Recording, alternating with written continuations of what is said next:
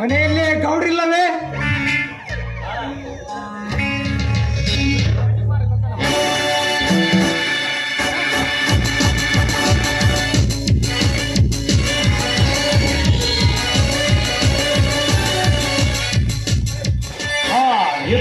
ಬನ್ನಿ ಸಾಹೇಬ್ರೆ.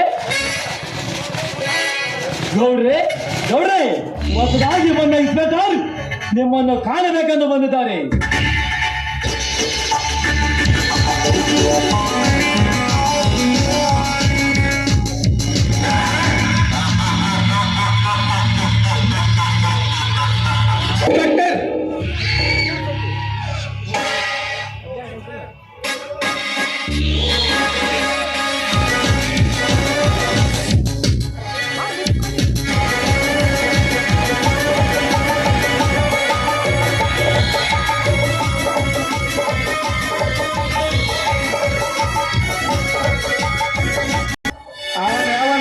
ಹೊಸ ಇನ್ಸ್ಪೆಕ್ಟರ್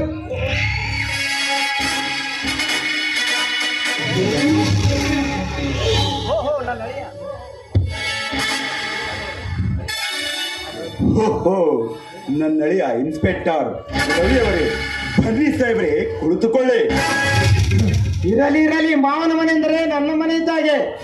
ತಾನೆ ತಮ್ಮಂತಾಳಿ ಎಂದರು ನನ್ನ ಬಲಗೈ ಆಗಿರುವಾಗ ನನ್ನ ತೆಮೆಕ್ಕೆ ಏನು ಕೊರತೆ ಇಲ್ಲ ಸಾಹೇಬ್ರೆ. ಇವನು ನನ್ನ ಮಿಲ್ಲಿನ ಮ್ಯಾನೇಜರ್ ನಾಗರಾಜ್ ಅಂತ. ಇವನು ನನ್ನ ಗೆಳೆಯ ತಲಾಟಿ ರಂಗನಾಥ್ ಅಂತ. ಈತ ರೋಷ ದೇಶಕ್ಕೆ ಅಡ್ಡಿಯಾದ ಕೊಂಡಿಗಳನ್ನು ತನ್ನ ಸುತ್ತಿ ಅನ್ನವಿಟ್ಟ ದಣಿಗಳ ಪ್ರಾಣ ಕೆಳಗೆ ಕಾಪಾಡುವ ನನ್ನ ಬಂಟ ಅಂತ. ಎಲ್ಲರಿಗೂ ನನ್ನ ನಮಸ್ಕಾರಗಳು. ಅದೇನೋ ಬರ್ಲಿಕ್ಕೆ ಹೇಳಿದ್ರಂತೆ? ಬರ್ಲಿಕ್ಕೆ ಬೇಕಾಗಿದೆ ಇನ್ಸ್ಪೆಕ್ಟರ್. ನೀನು ಬೇರೆ ಯಾರೂ ಅಲ್ಲ, ನನ್ನ ಸೋದರಳೆಯ. ನಾನು ಹೇಳಿದಾಗ ನೀನು ಕೇಳಿದರೆ ಚಿನ್ನದಿಂದ ನಿನ್ನ ಮನೆಯನ್ನು ಕಟ್ಟಿಸಿಕೊಳ್ಳಬಹುದು. ನೋಡ್ರಿ, ಹೌದು, ದೊಡ್ಡ ರೈತ ನಿಲ್ಲಿಸಿಕೊಂಡಿರುವ ಸೊಕ್ಕಿಲಿನ ದೊಡ್ಡ ರೈತ ನಿಲ್ಲಿಸಿಕೊಂಡಿರುವ ಶಿವನ ಗೂಡಿಗೆ ಬೆಂಕಿಟ್ಟ ವ್ಯಕ್ತಿ ಬೇರೆ ಯಾರು ಅಲ್ಲ, ನಾನೇ.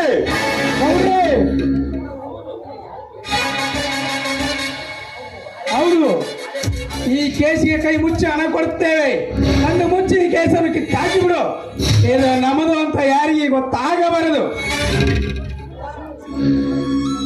ಇವತ್ತಲಿಂದ ನಮ್ಮ ಕೇಸು ಮುಚ್ಚಾಕಿ ಬಿಟ್ರ ನೀವು ಕೈ ಚಾಚಿದ ಬಾಚಣಿಕೆಯೇ ಆಗುತ್ತದೆ. ಎದರಿ, ಈ ಕೇಸನ್ನು ಬಿಡುತ್ತೀರೆಂದು ನೀವು ಇನ್ನ ಜರದರೆ ನಿಮ್ಮ ಪ್ರಾಣ ರಕ್ಷಣೆಗೆ ಈ ಕೊಡ್ಲಿ ಕಾಲ ರಾಜಿಸಲೆಂದು ತಿಳಿರಿ. ನಾವು ಮಾಡಿದ ಕೆಲಸ ಸಿದ್ಧಿಯಾಗಿ ಮಾಡಿದರೆ ಸದ್ದಿಲ್ಲದ ಕರ್ನಾಟಕ ಎಸ್ಪಿ ಆಗ್ತಿ. ಇಷ್ಟೆಲ್ಲ ನೀವು ನನ್ನನ್ನು ಬೆಂಬಲಿಸಿರುವಾಗ ನಾನೇಕೆ ನಿಮ್ಮನ್ನು ಕೈ ಬಿಡಲಿ? ಮೊದಲೇ ವಿಶೇಷ ಯಾರಂತೂ ಗೊತ್ತಿಲ್ಲ. ನಿಮ್ಮ ಹೇಳಿಕೆ ಅಂತ ಆಗಿ ಇದನ್ನು ಕಿತ್ತಾಕಿ ಬಿಡ್ತೇನೆ. ಓಕೆ ಓಕೆ ಇನ್ಸ್ಪೆಕ್ಟರ್ ತಲಾಟಿಯವರೇ, ಇನ್ಸ್ಪೆಕ್ಟರ್ ಶುಭ ದಿನದ ಶುಭ ವಾರ್ತವೊಂದಿಗೆ 10,000 ಅಡ್ವಾನ್ಸ್ ಕೊಟ್ಟು ಬಿಡಿ. ಮತ್ತೆ ಆಮೇಲೆ ಭೇಟಿಯಾಗೋಣಂತೆ. 10,000 ಯಾಕೆ ತಲಾಟಿ? 50,000 ಕೊಟ್ಟು ಬಿಡು, ಹೋಗ್ಲಿ. ಆಯ್ತ್ರಿ ಗೌರ, ನಂದೇ ಗಂಟು ಕಳ್ಕೊಂಡೆ. ನಿಮ್ಮ ದುಡ್ಡು ಕೊಡಕ್ ನಮ್ಮ ಅಪ್ಪಂದ ಏನಾರ ಹಳೆ ಸಾಲ ತಿಂದೇನ್ರಿ? ಕೊಡ್ತೀನಿ ಗೌರ. ಇನ್ಸ್ಪೆಕ್ಟರ್, ಇನ್ನು ಬೇಕಿದ್ದರೆ ಬಾಯಿ ಬಿಟ್ಟು ಕೇಳು. ಹಣದ ರಾಶಿಯನ್ನೇ ಒಟ್ಟು. ಇನ್ಸ್ಪೆಕ್ಟರ್, ನೀನು ಕೇಳಿದಾಗೆಲ್ಲ ಹಣ ಕೊಡೋದು ನನ್ನ ಕೆಲಸ. ನಾನು ಹೇಳಿದಾಗ ಕೆಲಸ ಮಾಡೋದು ನಿನ್ನ ಕೆಲಸ. ಇದಕ್ಕೆ ತಪ್ಪಿದರೆ ನಿನ್ನ ಕಾಕಿ ಬಟ್ಟೆ ಉಳುವುದಿಲ್ಲ, ಏನು ಉಳುವುದಿಲ್ಲ. ನೋಡ್ರಿ,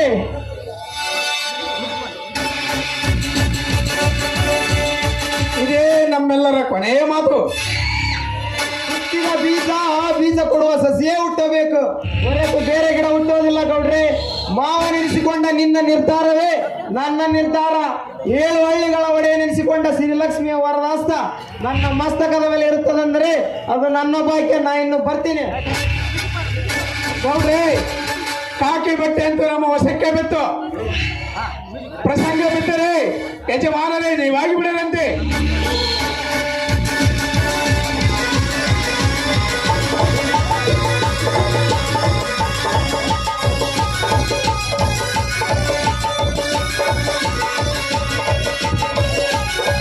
ಆದಿ ಯಜಮಾನರಷ್ಟೇ ಏಕೆ ನಾಗರಾಜ್? ಪ್ರಸಂಗ ಬಿಟ್ಟರೆ ಕೈಲಾಸದ ಪರಶಿವ ಯಜಮಾನ ಕೂಡ ನಾನಾಗುತ್ತೇನೆ. ಆದರೆ ಅದಕ್ಕೆ ನಿನ್ನಂತ ಗೆಳೆಯರ ಸಹಕಾರ ನನಗೆ ಅಗತ್ಯ ಬೇಕು. ಜಾತಿ ಮತಗಳಲ್ಲಿ ನಾವಿಬ್ಬರು ಬೇರೆ ಆಗಿದ್ದರು ಒಂದೇ ತಾಯಿ ಮಕ್ಕಳೆಂದು ತಿಳಿ. ಕೂಲಿ ಮಾಲೀಕನೆಂಬ ಭೇದವಿದ್ದರು ನಾನಿನ್ನ ಸಹೋದರನೆಂದು ತಿಳಿ.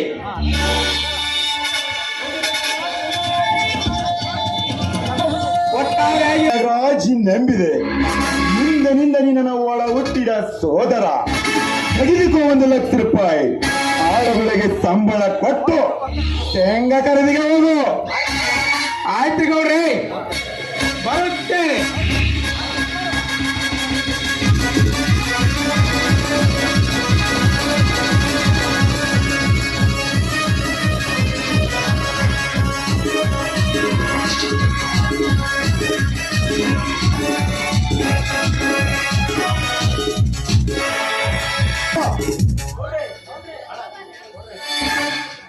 ಗೌಡ್ರೆ, ದೊಡ್ಡ ರೈತನೆನಿಸಿಕೊಂಡು ಸೊಕ್ಕಿಲಿನ ಮೆರೆತ್ತಿರುವ ಆ ಬಡ್ಡಿ ಮಗ ಶಕ್ತಿ ಇನ್ನೊಂದು ಸರಿ ನಮ್ಮ ಆಳುಗಳ ತಂಟೆ ಬಂದರೆ ಅಂದೇ ಅವರ ಗಂಟಲು ಬಿಡಿಸಿ ಬಿಸಾಕಿ ಬಿಡು. ಅಪ್ಪನೇ ಹಾರದೆ ನಿನ್ನೆ ಅವನ ರುಂಡ ಕಳೆದು ಅವನ ಮಾಂಸವನ್ನು ನಾಯಿಗಳಿಗೆ ಹಾಕಿ ಬರುತ್ತೇನೆ.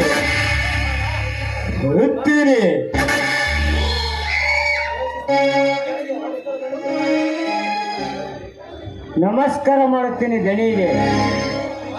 ಓಹೋ, ದೊಡ್ಡ ರೈತನೆನಿಸಿಕೊಂಡಿರುವ ಮಾನ್ಯ ಶಿವಪ್ಪನವರೇ, ಬನ್ನಿ ಶಿವಣ್ಣವರೇ, ಕುಳಿತುಕೊಳ್ಳೆ. ಇರಲಿ ಗೌಡರೇ. ಆಯ್ತು, ಬಂದ ವಿಷಯ ವಿಪರೀತ ಕಿಳಿದು ಹೋಗಿದೆ ಗೌಡರೇ. 8,000 ಕೆಮ್ಮತ್ತಿನ ಬೆಲೆ ಬಾಳುತ್ತವೆ. ಈ ವರ್ಷದ ಬೆಳೆ ಪ್ರದರ್ಶನದಲ್ಲಿ ವಿಜಯ ಸಾಧಿಸಿದ ನನ್ನ ಜ್ವಾಲದ ಗೂಡಿಗೆ ಯಾವುದೇ ಸದ್ದಿಲ್ಲದ ಬೆಂಕಿ ಇಟ್ಟು ಸುಟ್ಟು ಹಾಕಿದ್ದಾರೆ. ಅಂದಿನಿಂದ ಇಂದಿನವರೆಗೂ ಅವರ ಸುಳಿವೇ ಸಿಕ್ಕಿಲ್ಲ.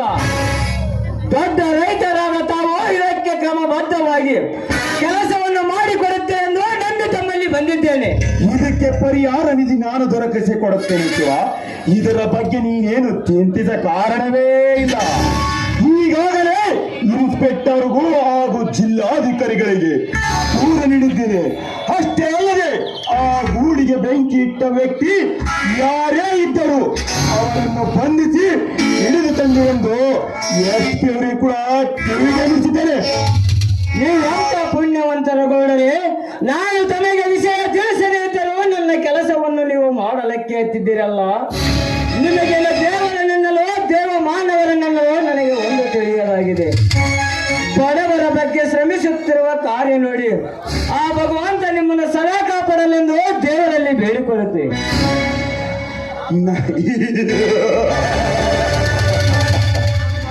ನಾನು ಮಾಡುತ್ತಿರುವ ಕಾರ್ಯ ಇದು ಯಾವ ದೊಡ್ಡ ಮಾತು? ನಾನು ಮಾಡಲೇಬೇಕಾದ ಕೆಲಸ. ಸುತ್ತಮುತ್ತಲಿರುವ ರೈತರಿಗೆಲ್ಲ ಅಧ್ಯಕ್ಷನಾಗಿ ಕೆಲಸ ಮಾಡಲೆಂದು ತಾವೆಲ್ಲರೂ ಅಧ್ಯಕ್ಷ ಸ್ಥಾನಕ್ಕೆ ಸಂತೋಷವಾಗಿ ಕೂಡ್ತಿರಂದ ಮೇಲೆ ನಾನು ಮಾಡಲೇಬೇಕಾದ ಕೆಲಸ. ಈ ನಿಮ್ಮ ಉಪಕಾರಕ್ಕೆ ಧನ್ಯವಾದಗಳು ಗೌಡರೇ. 8,000 ಕಿಮ್ಮತ್ತಿನ ಗೂಢ ಸುತ್ತ ಕಷ್ಟದಲ್ಲಿ ನಾವು ಕೈ ತೊಳೆದರೂ ತಾವಾಡುತ್ತಿರುವ ನುಡಿ ಕೇಳಿ ನನ್ನ ಹೃದಯದಲ್ಲಿ ಸಂತೋಷದ ಸಾಗರ ಸೇರುತ್ತದೆ.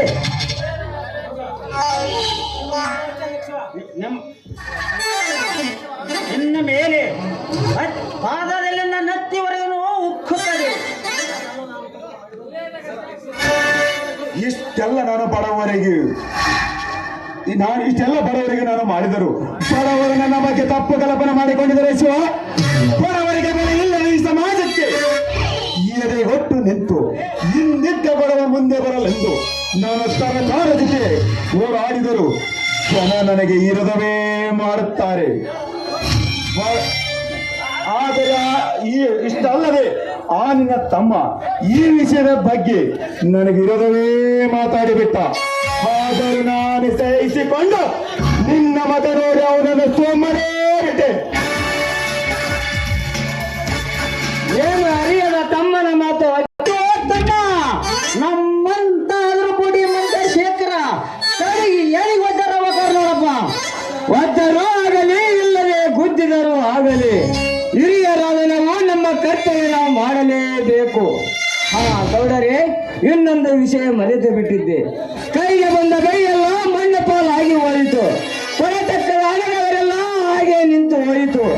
ನೀವೀಗ ನನಗೆ 1,000 ಹಣವನ್ನು ಕೊಟ್ಟು ಮುಂದಿನ ಬಿತ್ತನೆಗೆ ಅನುಕೂಲ ಮಾಡಿಕೊಳ್ಳಲೆಂದು ನಿಮ್ಮಲ್ಲಿ ಕೇಳಿಕೊಳ್ಳುತ್ತೇನೆ. ಇದಕ್ಕೆ ಒಪ್ಪಿ ದಯ ಪಾಲಿಸಿದರೆ ಮುಂದಿನ ಬೆಳೆಯಲ್ಲಿ ಬಡ್ಡಿ ಸಮೇತ ಹಣ ಕೊಟ್ಟು ಋಣಮುಕ್ತನಾಗುತ್ತೇನೆ. ಇದು ಯಾವ ದೊಡ್ಡ ಮಾತು ನನಗೆ ಕೇಳುತ್ತೀಯ ಶಿವ? ನೀನು ಬೇಡಿದಷ್ಟು ಹಣ ಕೊಡಲು ನಾನು ಸಿದ್ಧನಾಗಿರುವಾಗ ಈ ಮಾತನ್ನು ನೀನು ನನಗೆ ಎದುರಿ ಕೇಳಬೇಕೆ? ತಲಾಟಿಯವರೇ, ಕೊಟ್ಟು ಕಳಿಸಿ ಬಿಡಿ 1,000 ರೂಪಾಯಿ. ಆಯ್ತ್ರಿ ಗೌಡ್ರ.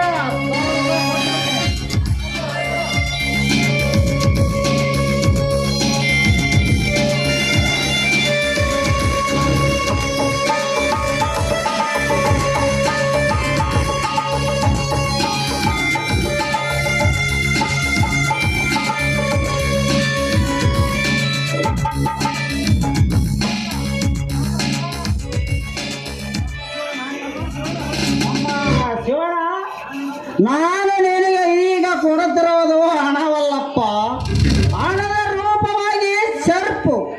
ಅದನ್ನು ಸರಿಯಾಗಿ ದುಡಿಸುತ್ತಾ ಆಡಿಸುತ್ತಾ ಮರೆ ಗೌಡರ ಮನೆಗೆ ಬಂದ್ರೆ ಬರೇ ಸರ್ಪವಾಗಿರುತ್ತೆ. ಗೌಡರನ್ನು ಮರೆತು ಮಲಗಿದರೆ ನಿಮಗೆ ಮಾಲಿನ್ಯಾಗಿ ಸರ್ಪ ಕಚ್ಚುತ್ತದೆ. ಕಚ್ಚದಂತೆ ಎಚ್ಚಿತು ಸರ್ಪದ ಜೊತೆ ಕೆಲಸ ಮಾಡಿ ಬಂದ ದಾರಿಯಿಂದ ಅದನ್ನು ಮನೆಗೆ ಕಳಿಸಿಕೊಡುತ್ತೇನೆ. ನೀವೇನು ಚಿಂತಿಸಬೇಡಿ. ಅಲ್ಲಪ್ಪ ತಮ್ಮ, ಹಂಗ ಓಡಬಾರ. ಇದ್ರಾಗ ಗದ್ದಾಗ ಮಾಡ್ತು ಇಲ್ಲಿ ಸೈರ ಬದ ಬಾ ತಮ್ಮ. ಅಡೆಲಾಕ ಅಡೆಲ ಸಂತೋಷವಾಗಿ ಹಾಕುತ್ತೇನೆ.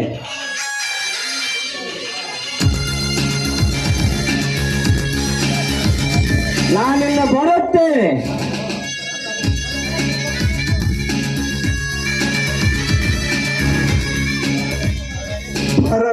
ಬರಬೇಕು. ಹೋಗು ಹೋಗು ಹೋಗು ಬೆಪ್ಪಿವ ಹೋಗು. ನಾನು ಕೊಟ್ಟಿರೋ 1,000 ರೂಪಾಯಿ ನಿನ್ನ ಮನೆತನ ನಡೆಸೋದಕ್ಕಾಗಲ್ಲ ಶಿವ್ಯ. ನಿನ್ನ ಮನೆ ಸರ್ವನಾಶ ಮಾಡೋದಕ್ಕೆ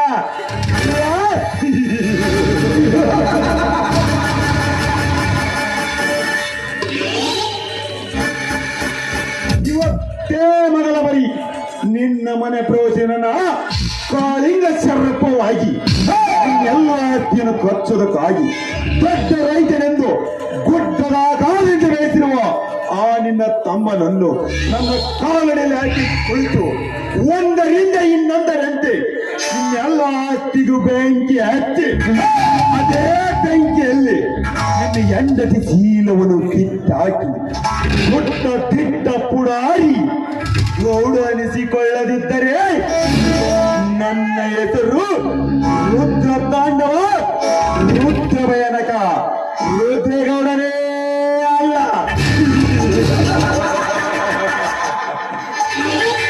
ಹೇಳಿದನಿ ಹೋಗಲೇ ಸರಿಯಾಗಿ ಕಂಠಿಸಲೇ ಲಾರಿಗೆ ಲೋಡು ಮಾಡಿಕೊಂಡು ಚನ್ನನಿಗೆ ಜೀಪು ತೆಗೆದುಕೊಂಡು ಆ ಬೀಸಿಗೆ ಬರಲಿಕ್ಕೆ ಹೇಳು.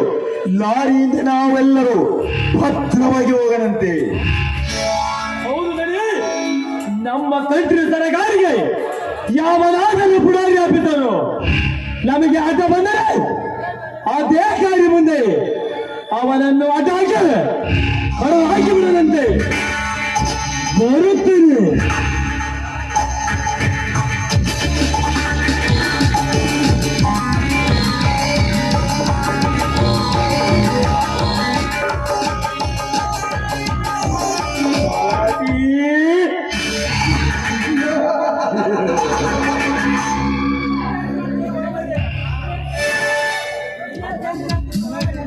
ಏನು ಕೇಳ್ತೀರಿ?